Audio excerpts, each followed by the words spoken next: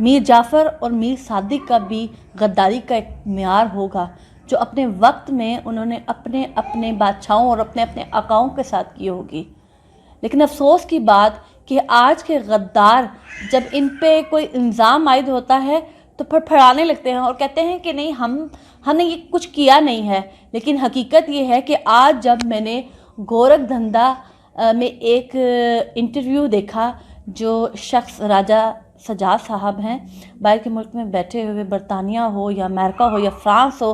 جہاں پہ بھی خود مختار کشمیر کے حامی ہیں، یہ اپنے کردار پہ نظر ڈالیں. خود مختار کشمیر کی بات کرنا کوئی گناہ نہیں ہے، نہ ہی ہندوستان کے ساتھ الحاق کرنے کی، کیونکہ یہ آپ کو رائٹ جو ہے یہ یونائٹڈ نیشن دیتا ہے. لیکن اس کی آڑ میں آپ پاکستان کے خلاف بکواس کریں تو یہ قابل برداشت نہیں ہے. آپ کہتے ہیں کہ ہندوستان اور پاکستان میں کوئی فرق نہیں ہے. ہندوستان کی فوج نے ہمارے مظلوم 1,00,000 کشمیریوں کو شہید کیا ہے، ہماری بے تحاشا خواتین کی عصمت دری کی گئی ہے، ہمارے بچوں کو ان آنکھوں سے محروم کر دیا گیا ہے، اور تم لوگ کہتے ہو کہ ہندوستان اور پاکستان میں کوئی فرق نہیں ہے. آج راجہ سجاد صاحب کے انٹرویو کے دوران عجیب بات سننے کو ملی کہ کہہ رہے ہیں موصوف کہ پاکستانی فوج بھی نیلم ویلی اور جیلم ویلی میں کشمیری خواتین کا ریپ کرتی ہے. آپ ثابت کریں،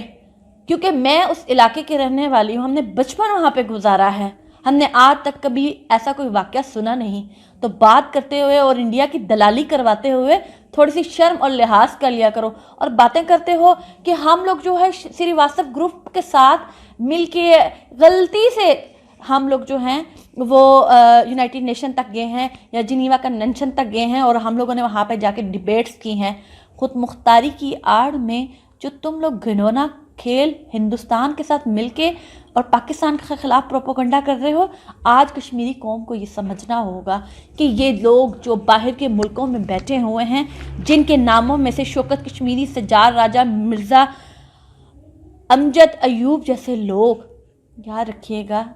علاقۂ ہندوستان کی بات کرنا کوئی غلط نہیں ہے، وہ رائٹ ہے آپ کے پاس.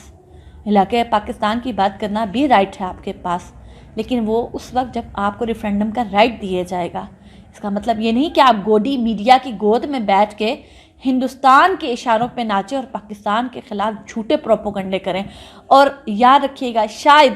آج مجھے یہ کہتے ہوئے افسوس ہو رہا ہے کہ 4,000 مربع میل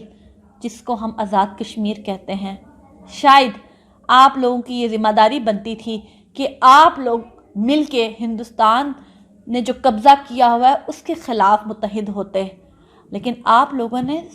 پچھلے 73 سالوں سے صرف اور صرف پاکستان کی فوج کے خلاف بات کی ہے، پاکستان کے خلاف بات کی ہے کہ جی قبائلی آئے گئے، پاکستان نے یلغار کر دی تھی، پاکستان نے یہ کیا، پاکستان نے وہ کر دیا.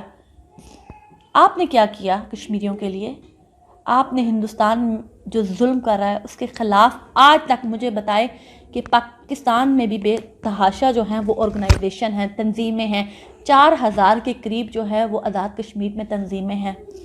کب نکلی ہیں یہ ہندوستان نے جو ظلم کیا ہے اس کے خلاف؟ کبھی بھی یہ نہیں نکلیں گی. آج آپ لوگ مہنگائی کے لیے باہر نکلے ہو، استاذہ کے لیے باہر نکلے ہو، اور آپ کا کوئی ایشو ہوتا ہے تو آپ اس کے لیے باہر نکلتے ہو، لیکن آپ میں سے کوئی بھی شخص جو ہے وہ مقبوضہ کشمیر کے کشمیریوں کے لیے باہر نہیں نکلا. تو پھر آپ کیسے پاکستان کے اوپر بندوق رکھ کے یہ بات کر سکتے ہیں کہ یہ پاکستان کی ذمہ داری ہے، پاکستان کشمیر کو آزاد کروائے، پاکستان کی فوج پاکستان کشمیر کو آزاد کروائے، جبکہ آپ لوگ ہی وہ لوگ ہیں جو پاکستان کی فوج کے خلاف بات کرتے ہیں. پورا سوشل میڈیا آپ لوگوں نے میری کردار کشی کرنے میں کوئی کسر نہیں چھوڑی، جبکہ میں ایک عام سے انسان ہوں. آپ میری بات کو غلط سائٹ پہ لے کے جاتے ہیں تو آپ جیسے لوگوں سے ہم کیسے امید کر سکتے ہیں کہ ہندوستان میں موجود جو ہمارے مقبوضہ کشمیر کے ریاست کے لوگ ہیں ان کے ساتھ جو ظلم ہو رہا ہے اس کے لیے آپ اٹھیں گے؟ آپ بھی اتنے ہی گنہگار ہیں جتنا میں سمجھتی ہوں کہ باہر کے ملکوں میں بیٹھے ہوئے یہ تنظیمیں اور 11,00,000 کشمیری جو وہاں پہ رہتے ہیں، جو کوئی کسی کا ایجنٹ ہے، کوئی کسی کا ایجنٹ ہے، سب نے کشمیر کو کاروبار بنایا ہوا ہے. آج افسوس میں صرف کر ہی سکتی ہوں. میں اس کے ساتھ صرف ایک اور بات کہنا چاہتی ہوں کہ بہت ساری جو تنظیمیں ہیں وہ کہتی ہیں کہ معاہدہ امرتسر کے مطابق گلاب سنگھ کی ریاست کے ہم لوگ حامی ہیں، ان کے باشندے ہیں، اور ہم اس کے لیے جو ہے وہ لڑے ہیں، اور ہمیں اپنی وہ اسٹیٹ چاہیے. تو میرا خیال سے میں کسی دن معاہدہ امرتسر کے اوپر بھی ضرور ایک ڈیٹیل ویڈیو بناؤں گی، اور آپ کی آنکھیں کھلنی چاہیے کہ معاہدہ امرتسر میں نہ تو گلگت بلتستان شامل تھا اور نہ ہی پنچ کا علاقہ. اور اگر اتنا ہی شوق ہے کہ آپ